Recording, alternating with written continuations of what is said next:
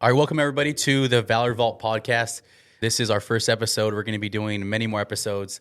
This podcast is going to be about different types of subjects. We're in the mortgage and real estate industry, so we're going to be covering a lot about that. But we're going to be bringing people on from the community that we're in, and we're going to be interviewing them. So different people from our community, business owners, real estate professionals, mortgage professionals, law enforcement, firefighters, so first responders, military veterans, and also possibly active service members as well.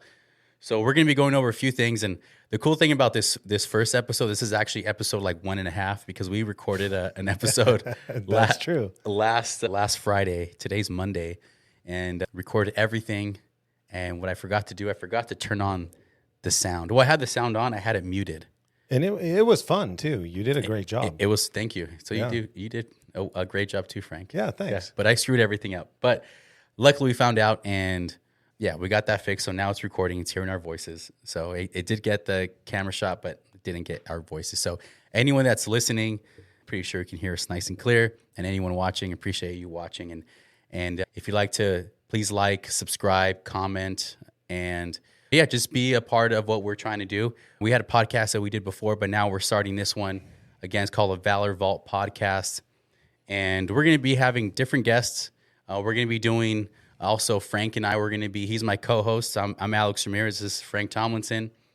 So we'll be going over a few things as we're getting this podcast moving along. But we don't want to make it just us talking. We're going to have different segments. There's going to be one segment. It's going to be called Let's Be Frank. And it's going to be Frank being honest. It's going to be brutally honest with somebody asking a question. So it could be a question that somebody asks us on our channel.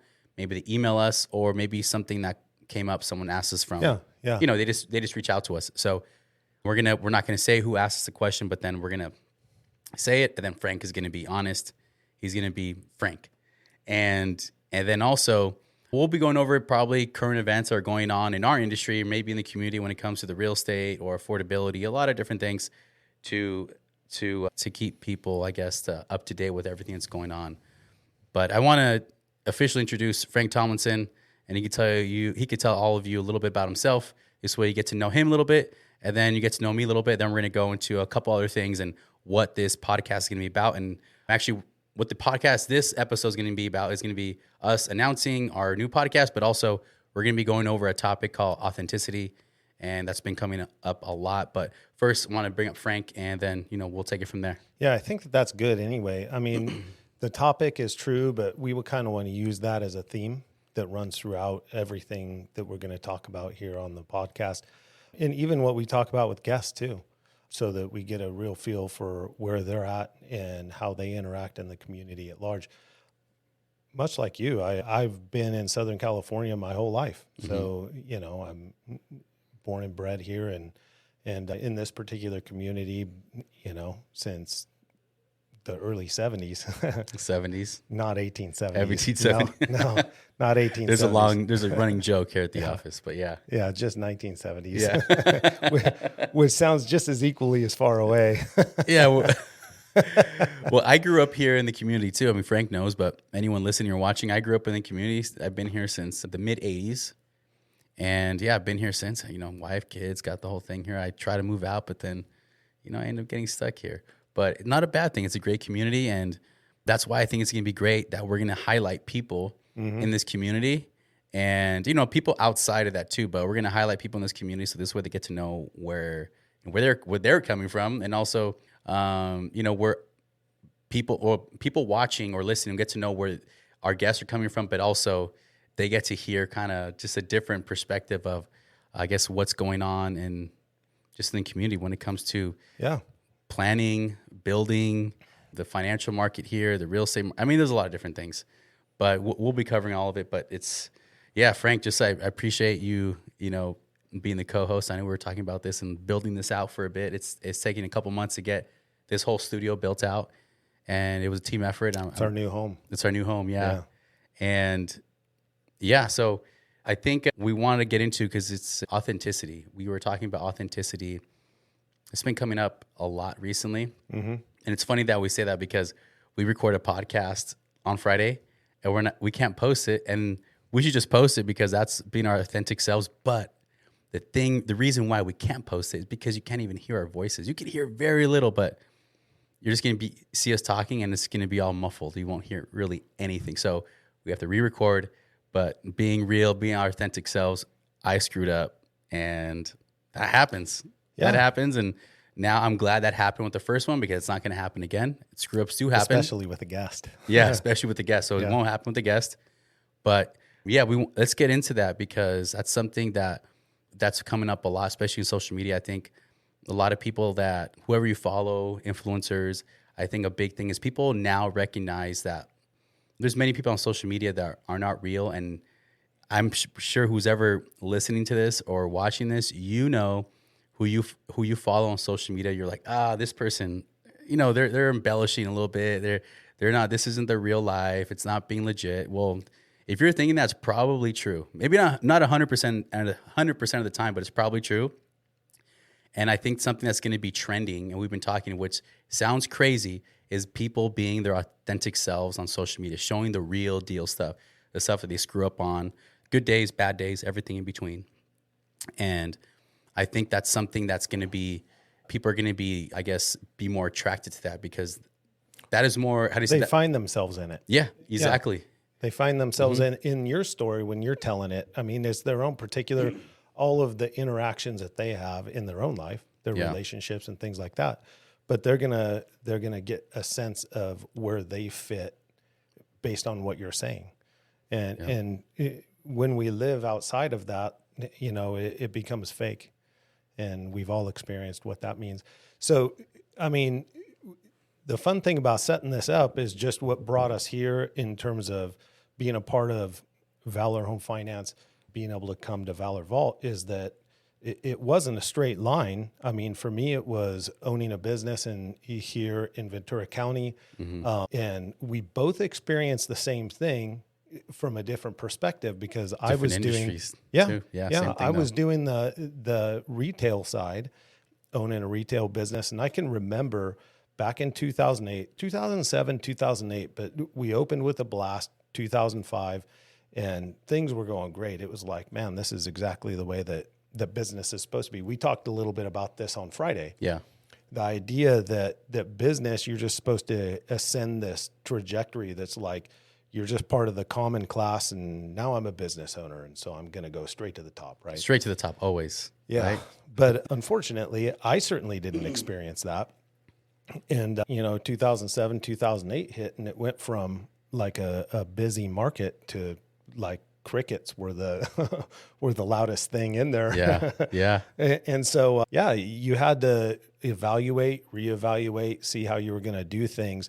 You get a sense of your relationships for sure and where they're at, how you deal with other people, especially those that are part of your kind of intimate community inside of your family and how you communicate well. But you talked a little bit about that on Friday and what that meant for you.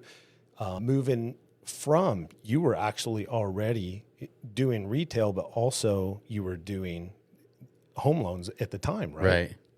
Yeah, I had a retail skate shop with my brother in the early 2000s, and we put that together. And just he and I, we loved the skating industry, and we were in Northridge. We were in the Northridge skate park. It was called Empire Skate Board Shop, right? So it was really cool. I wish I could say I had been there. It was cool. It was, we had a neat. really cool logo. We had our own brand, our own merch, everything, and.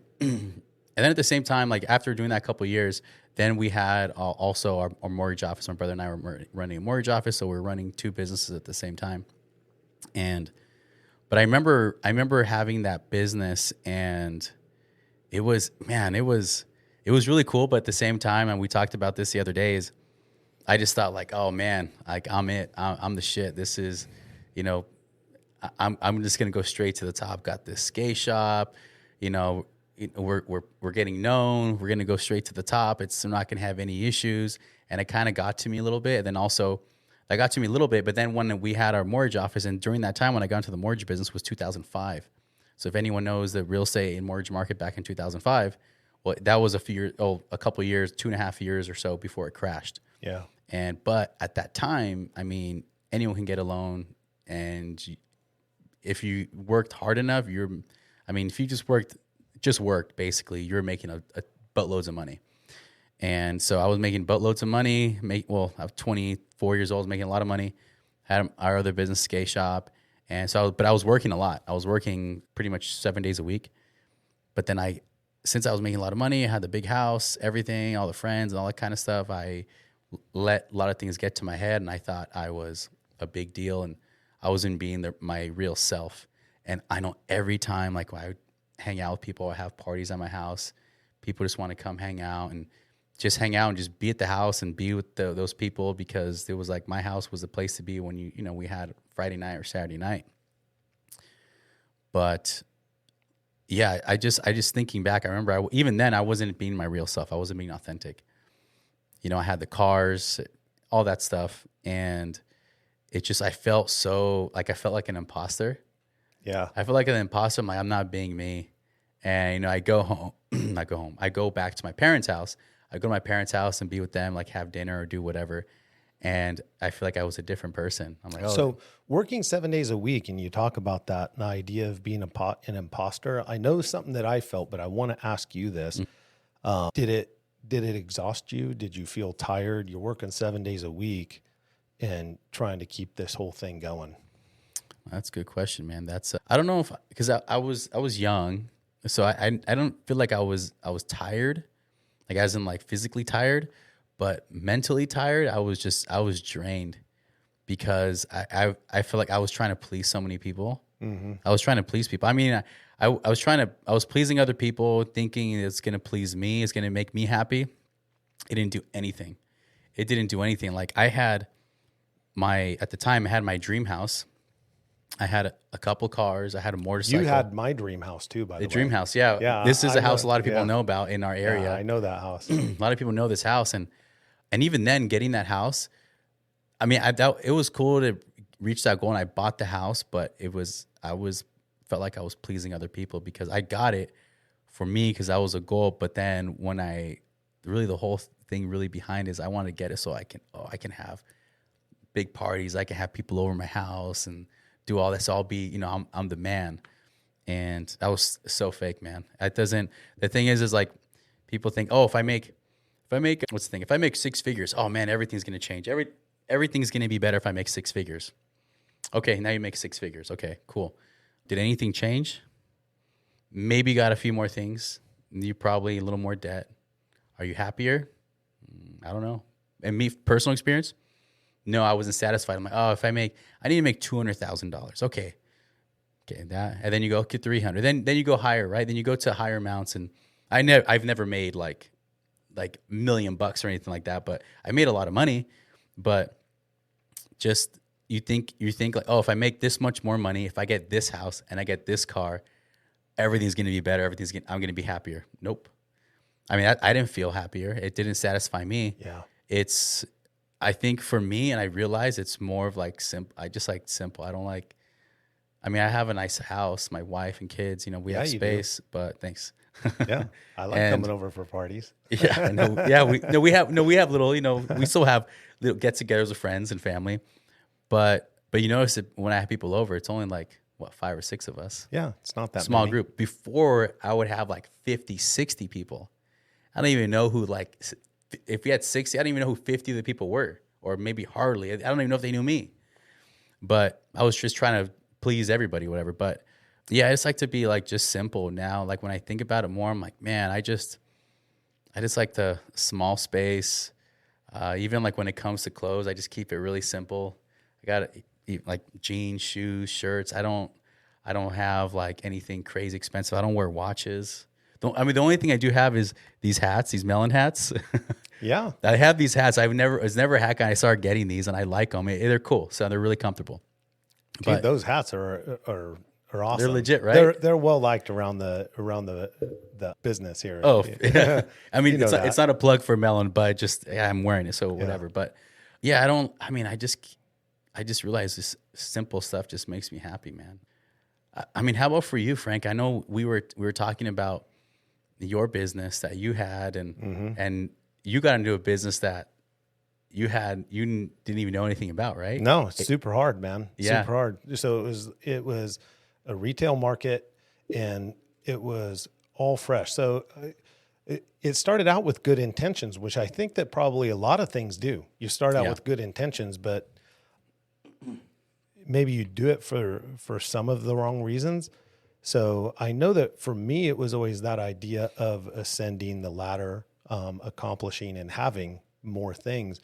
But I originally got into having a fresh fish market because my brother, my older brother, who I always loved. I mean, we grew up together, but we hadn't seen each other for well over a decade. He lived up in Seattle, and that's what he did. And so we thought bringing it to Ventura County would be a good idea, and it was. I mean, it started out that way. Maybe if we hadn't hit the roadblocks that we did with the economy in 2008, maybe it would have been different. But that's not here or there. I mean, that happens in every business, right? Right.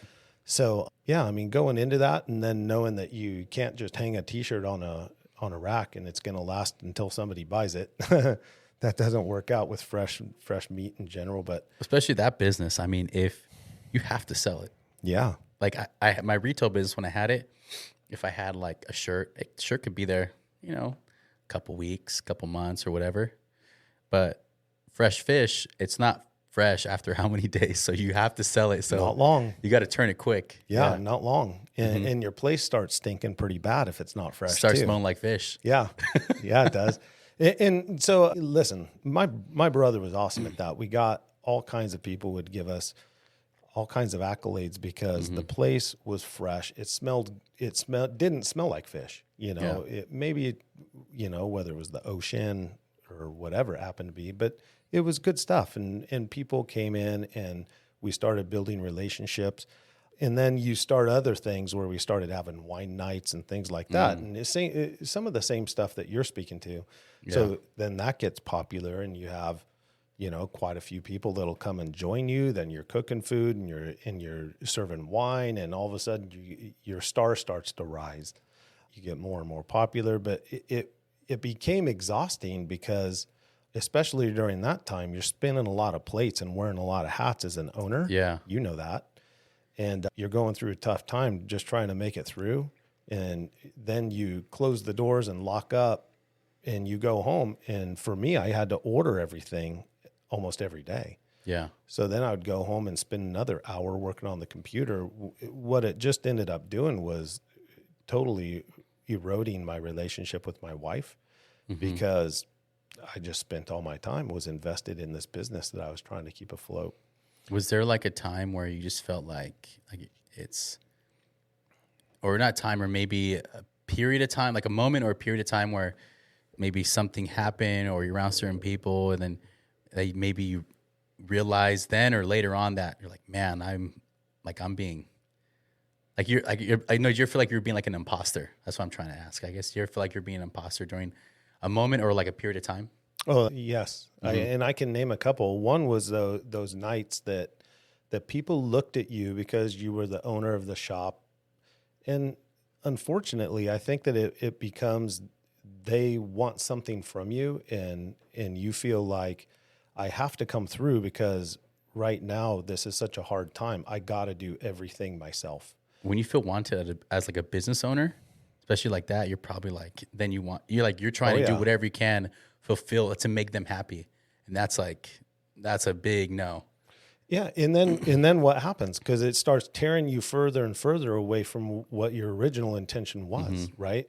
To build things for your family. And the more and more your star, quote unquote, rises, the more and more your time is monopolized. And people are pulling at you and if you don't have boundaries around that, or you don't have a system in place, which is something that we've been really appreciative around here, to have other guys that do things that I'm not good at. Because there's things that I'm not good at. You're good at, but it's one of those things. There's guys that are better at that. Yeah, for sure. And so, that looking back, and it doesn't happen fast.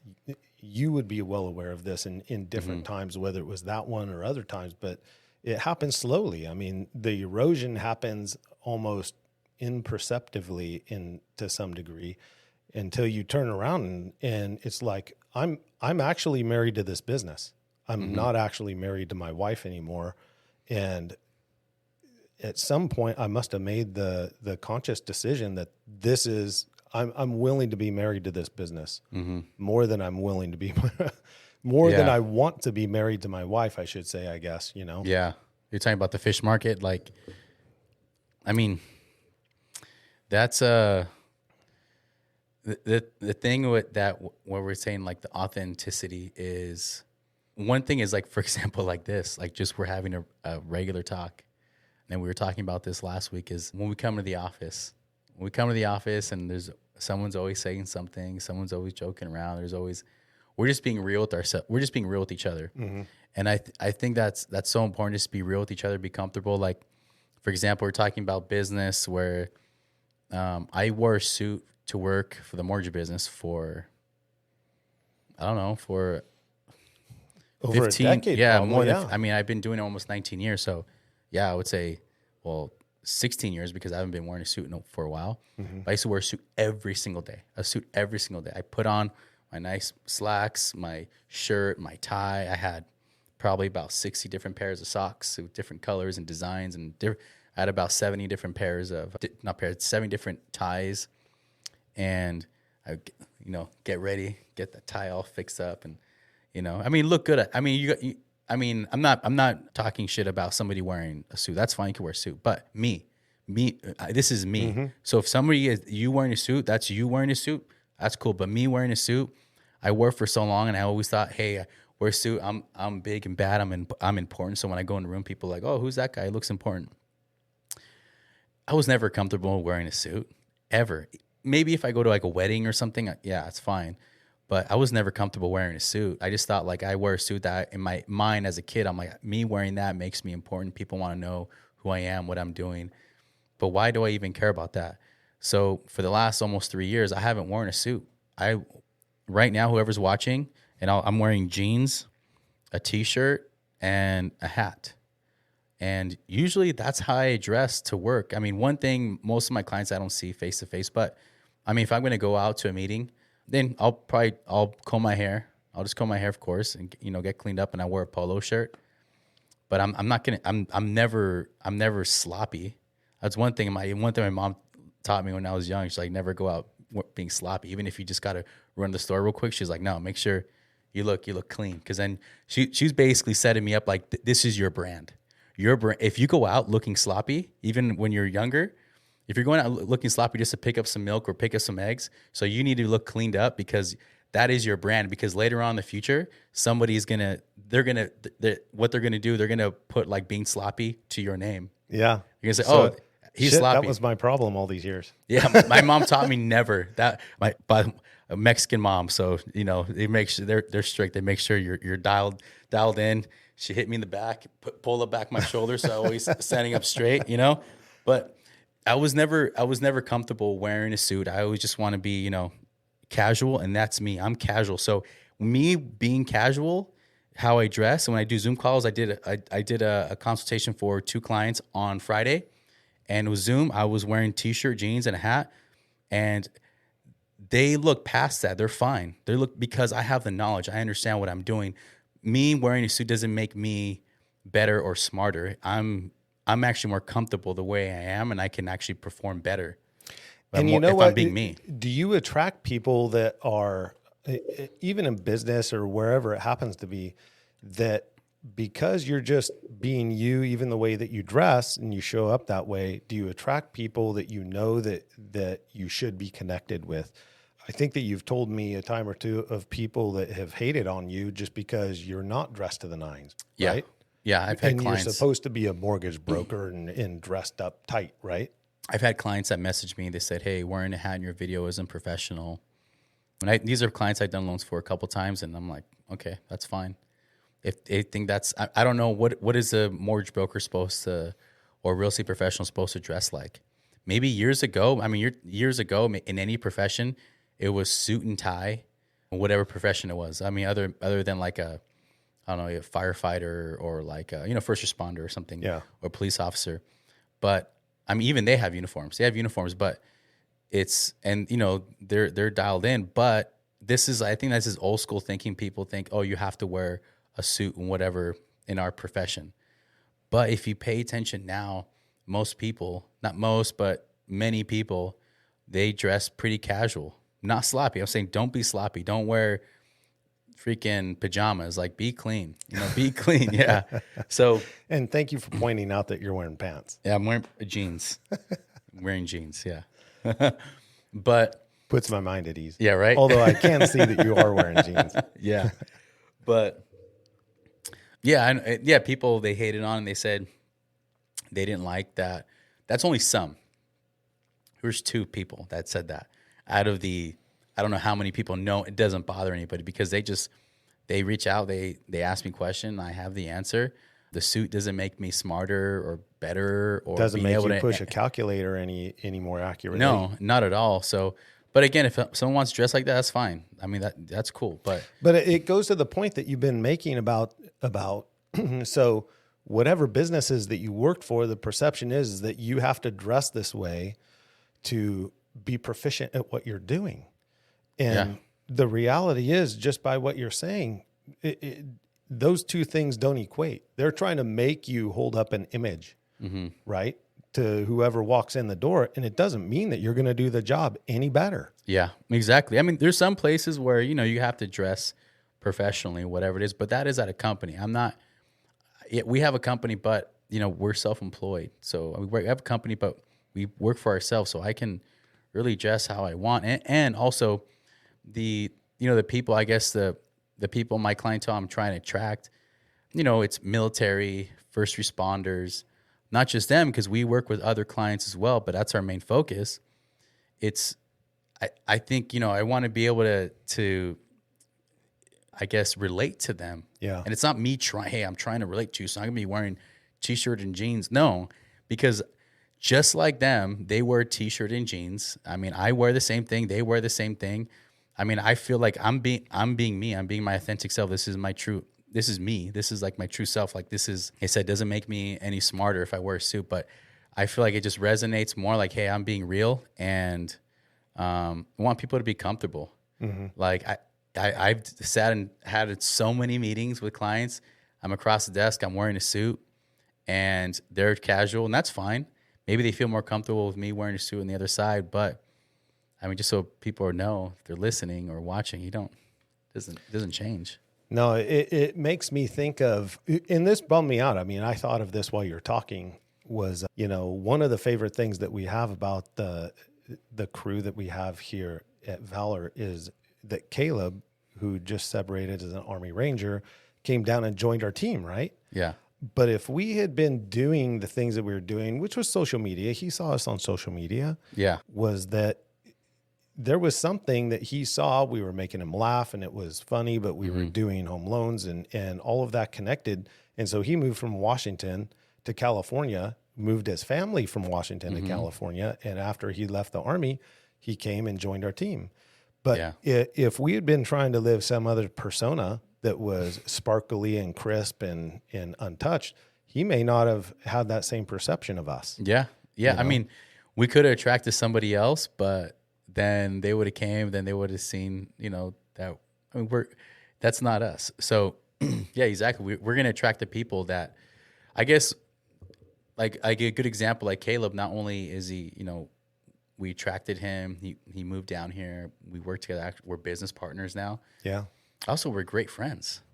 We're great friends. Like it's just a good match. Those are the kind of people I want to work with. Those are the kind of clients I want to have as clients. These are the kind of business partners I want to have everything. I mean, there's times where I remember in the past where I had, I guess, referral partners I work with, and we just didn't really like connect, or we were just completely different people. And that's fine. You don't have to be the same exact person. But for me, I'm like, if I can't relate to them, I don't know how I'm going to be able to work with them. And when they reach out to me at 10 o'clock at night, how am I going to work with this person where if they call me, I'm going to, if I roll my eyes, I'm like, oh no, that's not good. That's not a good thing. I mean, there's a lot of business partners or referral partners that if they call me on a Saturday or Sunday or whatever, late at night, I'll call them. Hey, what's up? I want to talk to them. Yep. those are the kind of people I want to work with. Yeah. You want to have their back, right? Yep. And that's, I mean, I think of last Saturday, we both ended up here, and Yeah. I showed up and didn't even know Alex was going to come here. I thought I was just going to be doing work for 4 hours, and you came back. We probably ended up talking for 1 or 2 hours of the time that we were here. Oh yeah. We were just catching up. We were rapping. Yep. And we work here every day together. Yeah. Same thing last night. You know, you were on the text thread inviting us all out to the bar. Yeah. You know? Well, we had family in from Texas, so I don't drink often, but we have family from Texas, just so people listening. Yeah, but you And included us in I it. know we're family. That's the thing. I invite everybody. I mean, I still like to have a good time. Invite people. You're saying, like, you know, before in the past I have these big parties, and that was so much more different. Like now, like I was saying, I like to be simple. I have a handful of friends, a handful of people that I'm close with, and those are the people. I mean, Frank, you've seen like pretty much every single one of my close friends, and a few times at my house, and it's always just a super tiny group. Yeah. And that's very, I don't want, you know, I just got to keep it simple like that. And those are my real friends. They know all the good stuff about me, the bad stuff. There's no bad stuff about me. All the bad stuff about me. I mean, with you too. I mean, Frank, I mean, one thing we talked about, we do a mastermind call every other week. And from loan officers, real estate professionals, content creators from, you know, they're from here to Texas, you know, different states and all over California. And one thing I brought up was Frank Frank is super comfortable with himself. He knows who he is. And if you know Frank, you'd understand. So when Frank walks in a room, he's like a magnet. People just go to Frank. It's just that's how he is. And it's not like he's trying to do this. He's just the guy that people are very attracted to because he's a good person. I think it's not just what it is. It's because you know who you are, so people realize that. So if you've ever been in, like, I'm asking anyone listening, if you ever been in, like, you go to an event or you go to a room and there's a person that's like, man, this guy is just, everyone really likes this guy. He's a very attractive person. I mean, not saying looks, but like whether if it's looks, it's fine. But like attractive person as in like, hey, I want to, yeah, hey, Frank's a good looking guy. But I just want to talk to this person. And when you talk to this person, like, oh man, this is a great guy. That's Frank. He's the guy when you go to an event or whatever it is, a room, everyone's attracted to him because he's real. And that's one thing we're talking about on our mastermind calls. Like, he's really comfortable with himself. And when you're really comfortable with yourself, and this is something I've talked to coaches about, you know, social media. There's a lot of guys out there that talk about this. When you're really comfortable with yourself, sky's the limit, because nothing's going to stop you, because no matter what anyone says or does, you know who you are. And it just really sky's the limit for you. I think that speaks to what we have going. I think that this would be true for everybody. And I think it's important for everybody to understand this. The people that you have to say no to some people that you're connecting up, whether it's on your team, your crew, work, or friends. That when you find the people that see you for you, and you're able to open up and just be authentically who you are. I don't need to dress a certain way. I don't need to talk a certain way. And when you show up here and you do that, I mean, or you show up anywhere. I mean, it's really made me enjoy. One of the guys, Bill, over at one of the meetings I had the other day, he said, you know, until you have a group of friends, and until you get to be about 25, and from 25 on, your group of friends, your community starts to shrink and shrink and shrink. And I did experience that until probably I learned how to just be me.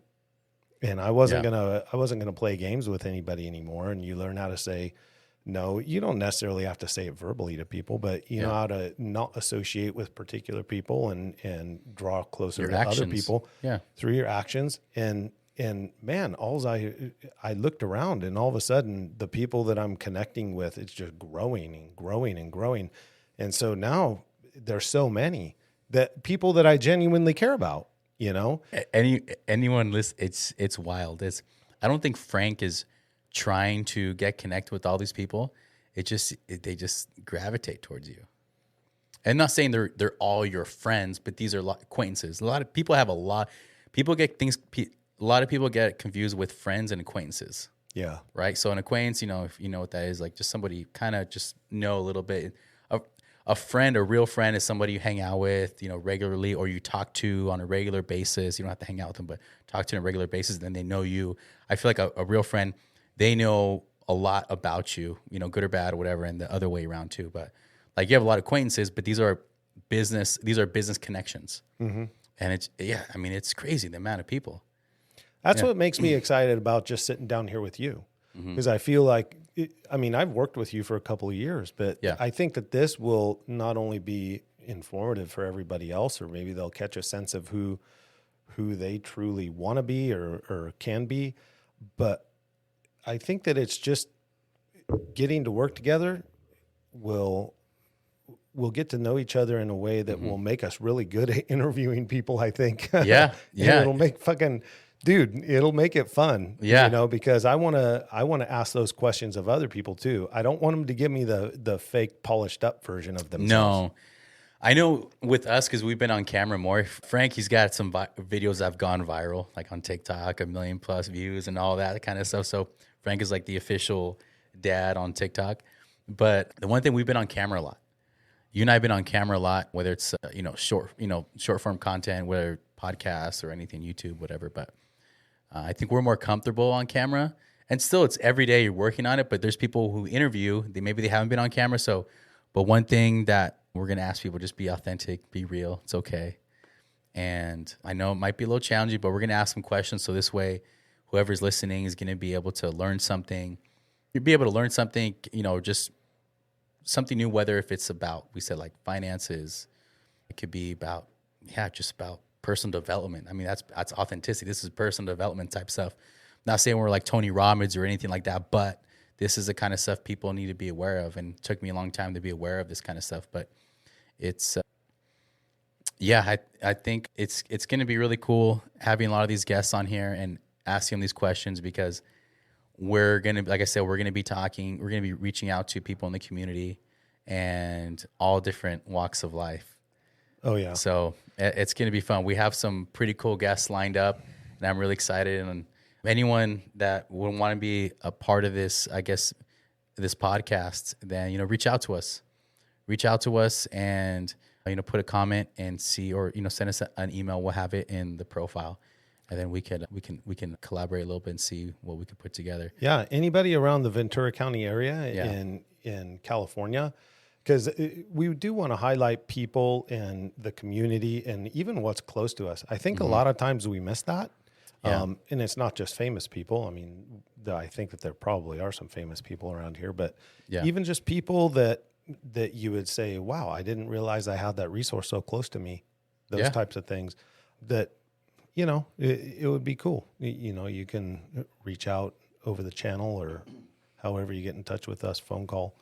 And I would love to have those kinds of conversations and connections. That would be fun. Yeah, we'll get better and better as these podcasts go. So you know how they usually say, you look at your first podcast and you look at all the way, whatever, your 50th episode or 100th episode, and see how it goes. It improves every single time. Yeah. And I think, like I said, this podcast, we're going to have, great people on here. And we going to have people lined up, and we'll be doing segments. So it's going to be, we don't want it to, it's not always going to be how Frank and I are doing this. We're going to have episodes like this, but then also we're going to have segments where it's going to, like I said, we're going to be Let's Be Frank, or we're going to be interviewing people. So we want to do so it changes up, because we know we're not Joe Rogan. Joe Rogan can talk for like 3 hours, which I listen to Joe Rogan. So, he has a lot of cool guests on there. Not all his episodes, but I listen to it, and they can just talk forever. But this, I want to make sure it's entertaining, but at the same time that you learn something. We'll be talking to, like I said, veterans, talking about veteran disability benefits, getting into that, and how veterans that we know, they're really close. Even the one here at our office, Army Ranger. By the way, Army Ranger. So I've learned this. So he's a tab and scroll. So he's a real deal Army Ranger. So real deal. Yep. And he'll be coming on. So everybody with us. So it's going to be me. So it's going to be me as the host, Frank as a co-host. We may occasionally have like a surprise co-host, but then we're going to be bring Brian in, Dean in, Caleb in. We're going to be bringing everybody in. So this way, anyone listening or watching, get to know them. And then, we're going to be switching it up a little bit here. But yeah, like I said, we're going to be going into like that, getting into different things with like loans, VA disability benefits, how to, how to help you build a real estate portfolio. We won't be going into details because that's a long podcast, but little tips, tricks, hacks, certain things. So because we have a building inspector. Yeah, we're gonna have a building inspector, also a planning commissioner. That's right. Yep. So we have people lined up where it's gonna be something you could learn when you're listening. So yeah. So I think we'll just cut it off right here. And we appreciate everybody listening and watching. Please like, subscribe, and comment. If you have any suggestions or any questions you want Frank to be honest, be frank with you, go ahead and just send us a message, or we'll go ahead and put in the comment, and then we'll make sure we'll get to it in one of our episodes. So thank you for listening, and we'll be back. See you guys soon. Thank you, Alex. Well, thank you, Frank. Episode 1.5. 1.5. There we go. Done.